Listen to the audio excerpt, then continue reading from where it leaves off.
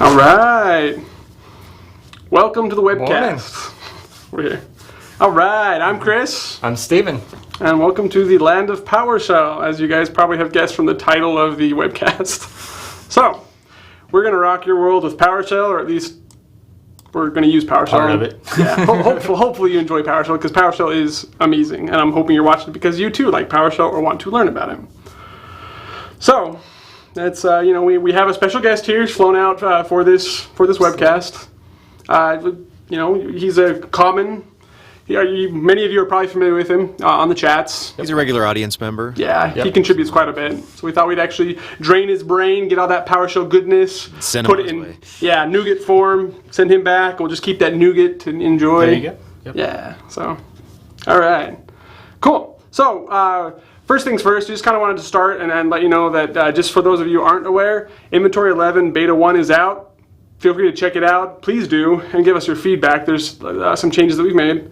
I know that I am quite partial to it because it does affect PowerShell a little bit, and you know me, PowerShell. So, one other note that I do have to bring up also is, for those of you that use the Adobe Flash All IE package, I don't know if you use that in your environment. Nope. Good. Nope. It's gone. We're no longer going to be updating it. We have separated it out to be specific to the particular version of Flash. We have Adobe Flash for the ActiveX, which affects the Windows 7 kernel and prior versions of Windows. We also have the KB ones for Windows 8 and Windows 10. Those are broken out into individual packages. They've been that way for a while to kind of ease this transition over. But now the one that we used to bundle them all together for all the different versions, we're taking away. We're not updating it because of the different disconnect that sometimes those releases come out with. Sometimes you get Flash ActiveX updated, but we have to wait another week or two for the Microsoft hotfixes to come out. So we figure, you know what? Let's just get rid of that, and let's actually make it more accurate with your Adobe Flash installations in our package library. So if you're not aware, now you are. So cool. All right. Cool. Let's jump into it. Let's dive in. All right. So today we just want to talk about remote PowerShell. Fortunately, in our products with PDQ deploy specifically, we don't have to worry about remote PowerShell directly because PDQ deploy is a service on demand. So when we actually send over a package to a target machine, it's actually copying over those files, but then running them locally, right? Absolutely, absolutely. Which is just amazing. However, for those of us that do use PowerShell commands for different remote administration tasks, there are many commands out there, such as invoke-command or any of them that accept a computer name as a parameter. And so we're going to show you how to set that up so that in your environments you can actually actively manage them yourself straight from PowerShell. So, without further ado, I'm just dive right into it. Let's see. So, many of you are probably familiar with this, but if you're not, it's very, very, very simple with how to do this. So, what we want to do is, if you wanted to actually enable it on a computer, we're just going to take one of my machines that I use, Winrm. The easiest way to do this is available from a command prompt or a PowerShell prompt, and that command is Winrm quickconfig. Let's see. That's my keyboard wasn't typing. Winrm quickconfig, and that's still not typing the W. Interesting. So we have this right here highlighted. That one is the command that most of you are probably familiar with. That actually enables the Windows remote management so that you can actually accept these remote connections for PowerShell. It's quick, it's easy, but it does enable it for your entire network. Yes. So there's another WSMan, the Windows Web Services Management, correct. I think is what it stands for. It enables it for the trusted hosts for everybody by default, which is not the most secure method.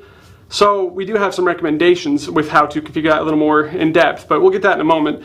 Here's how you would do it from command prompt. So if you were doing it from command prompt, it would be winrm quickconfig. And you probably are familiar with the PowerShell one as well. Do you remember it? Actually, you can still just run it like that, but you can enable you can run enable PS remoting. Yes. Why do you do it that way? It does the same thing. Why do I do what? Alex wants to know. Say again. Why do you do it this way? rather than as opposed to what, Lex? I just wonder why, why is you guys are, I just want to know why you choose to do it the way you're doing it, man. So this way that we're doing it right here, so there's both these ways. If we use the remote command in PDQ Inventory, it allows us to connect to that target machine and run these commands as if they're run locally. So it's kind of a nice, neat little way to enable remoting through a locally run script. And so this allows us both to communicate back and forth. The Winrm is actually, I believe, a batch file that's actually in the System32 directory of your Windows install that in turn calls a VB script, which sets this all up for you. The enable PS remoting is just a wrapper for that as well. Right. In fact, there's fewer commands and fewer parameters, things that you can do with the PowerShell versus the command. I appreciate. Now I'm sorry I asked. What a great explanation, man. Take that. That's right. Overkill by Chris. So these are the quick ways to do it. And they're pretty quick. They're pretty easy. If you do this on your network, if I was to do this for Wolverine, afterwards I could then connect to Wolverine via remote PowerShell. It's just that simple. Remote PowerShell, when we're actually talking about that, what I'm talking about is being able to run separate commands that use the computer parameter. For example, there's a very common one called invoke-command that accepts this computer name as one of its values that you can kind of put into it so that you can actually run a command remotely on a computer. In this case, dir, which actually is an alias for get child item, which just lists directory contents. And so this allows us now to run this from a command line. And if Wolverine, I believe, actually has that set up on, this should work. So, Chris, what you're saying is, at this point, you can run whatever you want on anybody's machine. That's correct. I love that, because then you can be just like the evil sysadmin like me. Yeah. Man. We'll do the full contact IT, although I'm not quite as full contact. I'm more of a partial contact fan myself. So just kind of you run up to them and just kind of high-five them. That's kind of where I'm at. For those of us who don't want to do this on a computer-by-computer basis, there are better ways to do this. One is through a group policy, which real quick, I can probably just show you that. Because... Hey, Steven, I want to know, man, are you a full contact IT guy? I mean, do you send that stuff in the middle of the day to your crew? Not to every user, no. Just send it to the important people to remind them. To the important people, that you're the absolutely. boss. I mean, you have to have at least some fun during your day. So, absolutely. So if you're in group policy here and you wanted to edit one, I have a group policy here that is exciting. There are just a few things that you want to set in order to get this to work properly on all your machines without having to do all the different configurations that we're showing you.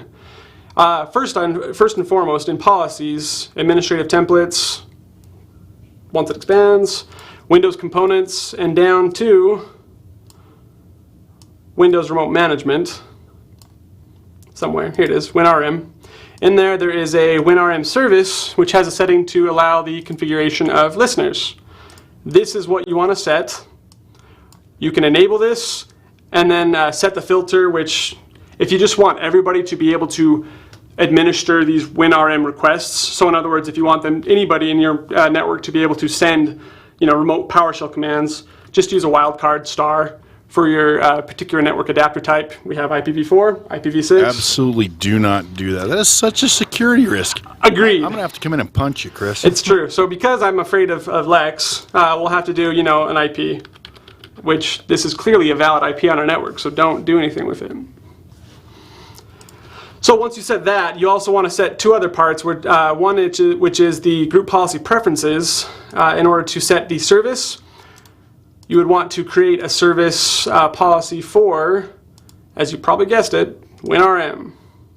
We'll scroll down on here to Winrm, and here you would actually select this, maybe change it to make sure it's starting or restart, making sure that it's actually going to start up, or maybe on a delay, so you can actually make it so it just kind of follows everything else to get started up. Because you want that service to run, otherwise Winrm doesn't work.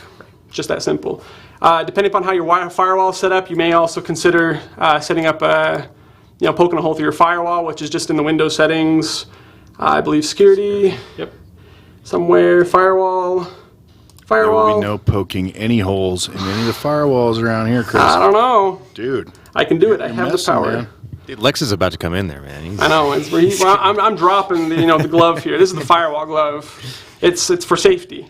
But fortunately for the Winrm, there's a predefined rule here, so you don't have to think, which is great because who wants to think? And just select the Windows remote management. Go through the rest of it. You can create your rule. And there you go. You can change it to be domain or domain and private or domain and private and public. Don't do public. Yes. That would be silly. But that's how you would set this up, group policy. And then in addition to that, we also have one final script, which we will provide, that I do want to show you for those of us who want to do more of a best practices. Certificates. Yes. Yes? Yes. I don't know if you use certificates are in your good. environments. Yes. Yeah? Absolutely. Why would you use a certificate? Why not? Why not, exactly? Because not? it secures your connection. It lets you know that it's coming from a legitimate source. Absolutely. So, I have a script here. So, Steven, are you trying to tell me anything coming from you would be a legitimate source? That's fuzzy. Okay. All right. At least we're honest about it, man. We're honest. Fuzzy logic. So we have this wonderful script that Jordan, another one of our PowerShell awesome guys here, is very familiar with this. He set this up before, and we'll provide this script. Feel free to play with it, ask us questions, but it's pretty straightforward. We say Winrm quickconfig, we set that up. We say don't allow unsecure requests over regular HTTP, but we want to enable HTTPS using a certificate. So there it is. We'll provide it. I'm not going to go into much detail because that could be its own webcast itself. So that's that. All right. Well, since we have Steven here, Absolutely. I would love to hear and dive into his mind and get that nuggety goodness and find out, more about PowerShell. What would you do with PowerShell? Sure, absolutely. There are several things that can be done directly from inventory with PowerShell. For example, I've got, and these will all be provided, I brought some scripts with me that you can download off of the website. Just some real quick examples here. Let me see. I think I must have closed it. Yeah, let's close out here. Things like auto-login to machines. If you've got lab machines that, say, for a day they need to log in with a specific user account, and then at the end of the day they need reset back to how they were at the beginning of the morning.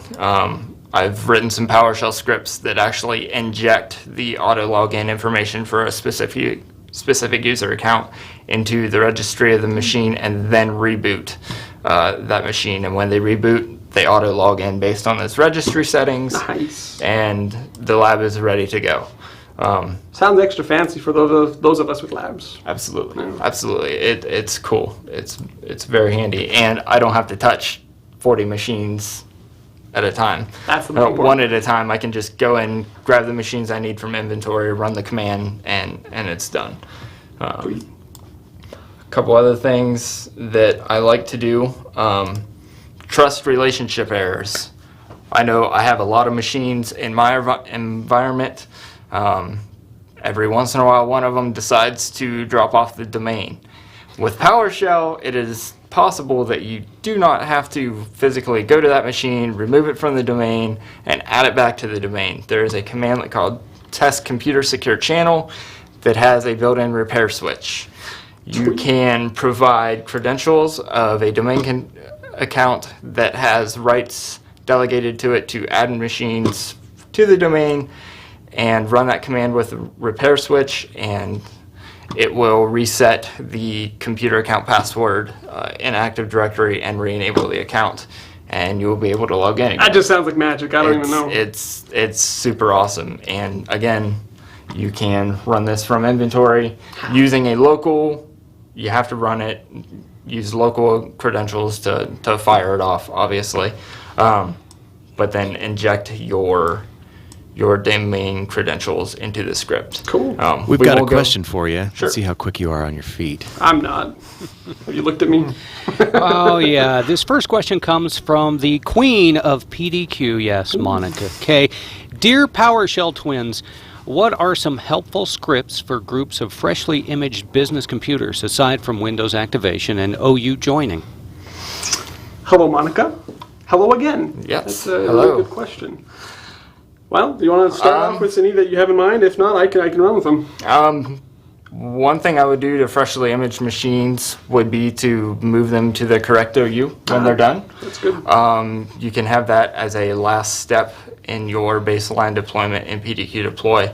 And then you can rather create packages and link them correctly so that the department or OU that they need to be in is hard linked into there, or you can perform it so that it asks you and you can type it in and It's go from interactive there. and fun. Yes, Yay. it's interactive and fun. We love that. I also have a couple that I use myself. I am a stickler for files that just get left around. Sure. That just, the garbage files. I'm never going to use them again.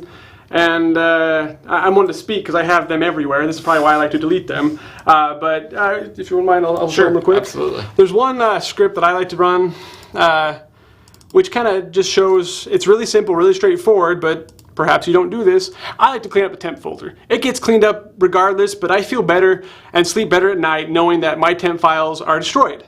So it's very simple. I have what if here to make it so that it's actually not going to run it until I verify it. But I'm essentially deleting all, if you want, from just my one profile, from me, whoever's running this process, as well as for all files, for all users. And I delete them. I don't want to see them. They should be Absolutely. destroyed. They will be. I mean, most of the time there's usually a process that actually cleans those up. But if you don't, or you want to get it done faster, this is one that I for sure like to do. So, another one that I do like to do, which we'll get to here in a sec, I'll show you a little more advanced stuff with it, but one that I like to do is to get the network configuration options for a machine. I've just imaged it. I've set all these options up, but I actually want to know, querying with PowerShell, using a SIM instance. You might be familiar with the WMI. This is kind of the underlying how WMI works is via SIM, so it works very similarly, but it's much faster. Much faster. Yes. Yes. So use it where you can, but this is going to go in there, grab your network adapter configuration and say, here, look at all this information that I have about my network adapter. What my IP address is, what my netmask is, all the different information that you would want to know, but we're afraid to ask. It's kind of what I do here, and I'll get back to this in a sec because I do want to show you specifically how to do that from PDQ Inventory. So maybe I'll just use that as a segue into that. So for those of us who do want to run that command, in this case I created a static collection here with two machines that I already configured Winrm on, so we can do remote PowerShell. So they're just conveniently packaged here. If I wanted to run a tool here for getting the IPv4 settings, I want to know the IPv4 network adapter settings. All I'm doing is that same script, but then wrapping it around with an invoke-command. Maybe I should show that. That's a good idea. Absolutely. Where am I? That should be it. Okay, so I took the same one. Let me open this back up. And I just made it one line just for copy and paste easiness. But all I'm doing is that same command here, but then I'm wrapping around with this invoke command. This is the important part. Invoke command, and then the computer names that I'm going to feed into it. This is why remote PowerShell is so powerful, because you can do this from any PowerShell console. You load up PowerShell, you want to run it on a few computers, you type them in, and you run all these commands at the same time on these machines. You can feed in a CSV with all these files, a text file with all your servers, all your workstations, similar to how you might have them managed in inventory, but maybe you're just doing this on the fly. So this is a quick way to do that, but I did bundle this up as a tool, and it's still just going to point to Wolverine and Brewster here. So I just wanted to show you that when we run it, we can get some settings about your network adapter that you might be relevant to you, and you just might want a quick and easy way to grab that. MAC address is DHCP enabled. Oh, here's the IP, the subnet, the gateway, all this cool information that's there in our SIM instances that are accessible via PowerShell. Yeah, we just did that. So that's something I would like to do after an image, because I want to know for sure that those settings are actually set. Absolutely. Yeah. Cool. I'll rock on. So I hope that, those are kind of a couple ideas that I run after I do imaging stuff. I mean, there's so much. Every environment's going to be different. Obviously you're going to use PDQ deploy to install your software. You're going to use inventory to, define your dynamic collections with your filters to make sure that your software gets installed properly. We actually have a blog by Steven here doing imaging with PDQ deploy. So part of the imaging process, get your baseline done with PowerShell. It does exactly what he was talking about, which was moving, different OUs and security groups for your objects. Yep. Gets your software installed that you need, and voila, like magic, it's done. Yep. You can Hey, go Chris. drink.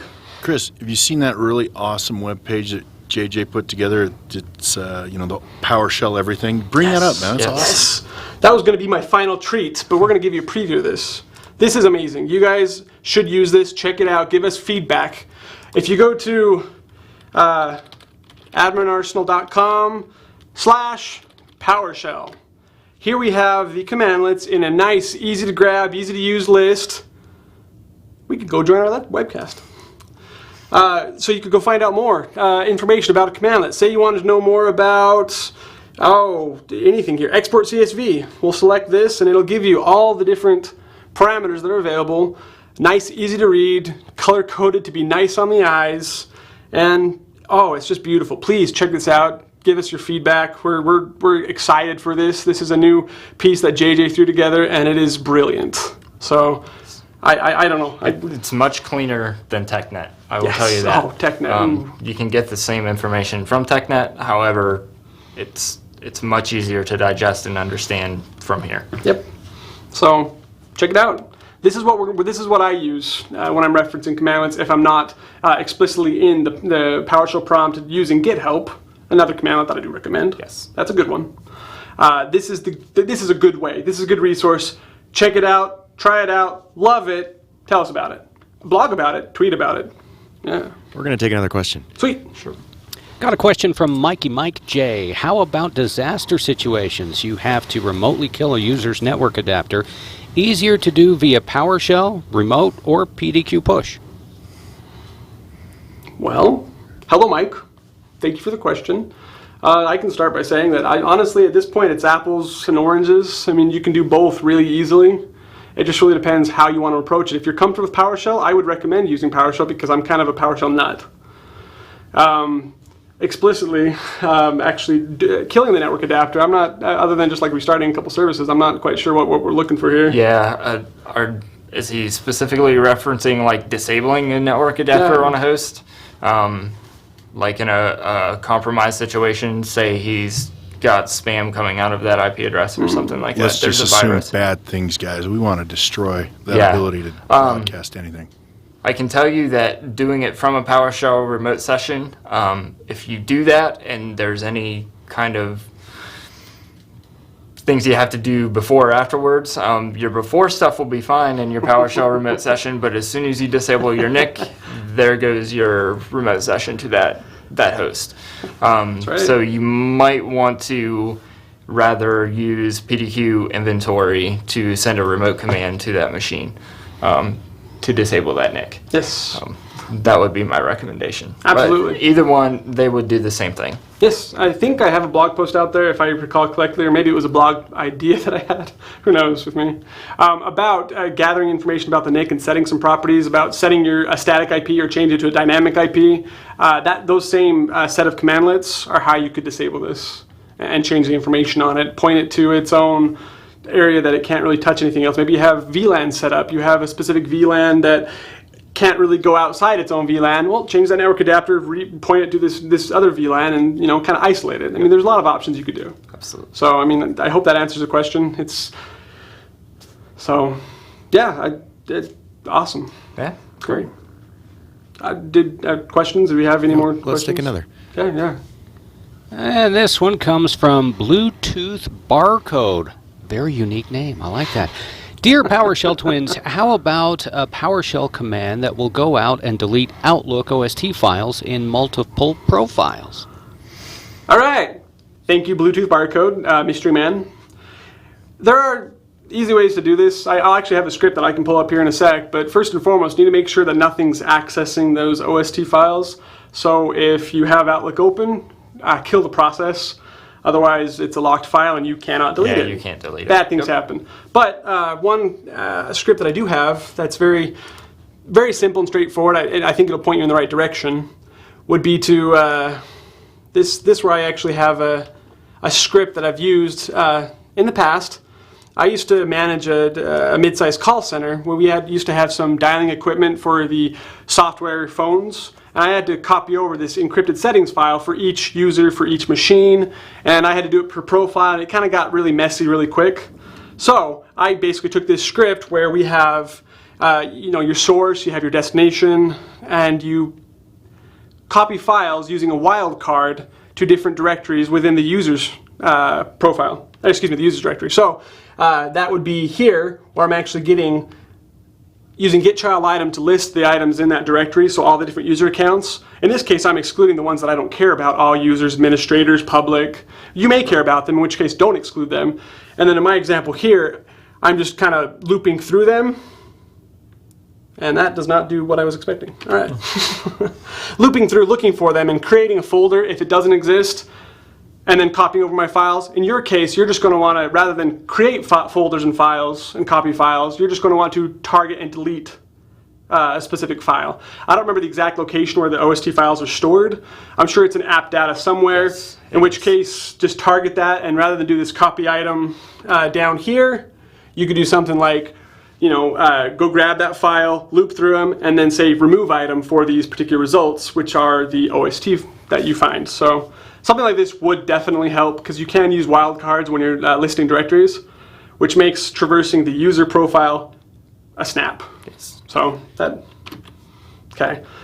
This is kind of an intro to remote PowerShell. It can go hand in hand with inventory. If you're using remote command, one thing to remember is remote command is kind of like PDQ Lite. It's like kind of doing a one package, copying it over to a target machine, and then running it locally from that machine. But if you're creating custom tools, this is a perfect example of using remote PowerShell, because those tools run locally on your console and can target other machines. In which case you'd want to use this PowerShell remoting to do stuff. Invoke-command, enter PS session, all these fun tools you can use to administer remotely. But that's that's kind of where we're at. Any final thoughts of wisdom and knowledge?